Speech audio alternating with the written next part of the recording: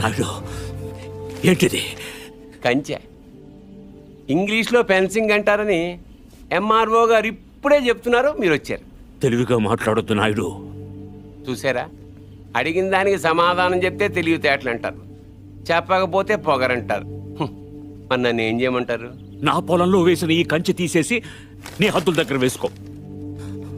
MRO గారు, ఈ 5 ఎకరాల మీద వీడి కన్నుందని మీకు తెలుసు. ఇలాంటి తప్పులు ఆపకపోయినా పర్లేదు, కానీ ఇలా దగ్గరుండి జరిపించడం మాత్రం మీకు గౌరవం అనిపించుకోదు. చూడండి మూర్తి గారు, ఈ 5 ఎకరాలు మీదని మీకు అనిపించింది అనుకోండి, కోర్టుకు వెళ్ళండి, అది సివిల్ కేసు అవుద్ది.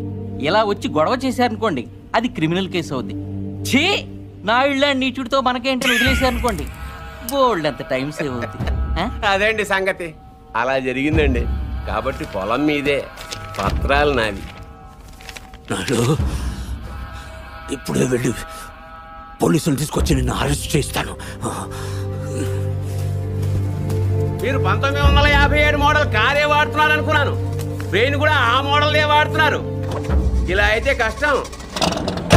పోలీస్ స్టేషన్ పెద్ద తోపా.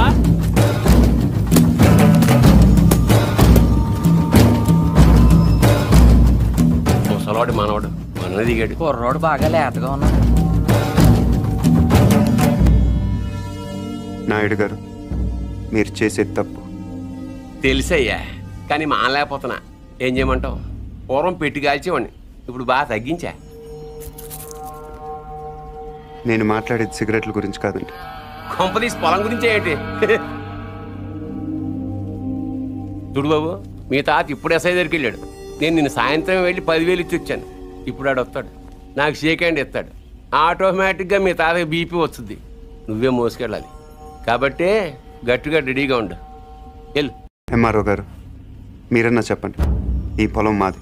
According to the given survey numbers, these paddy fields belong to mister Naidu, you know.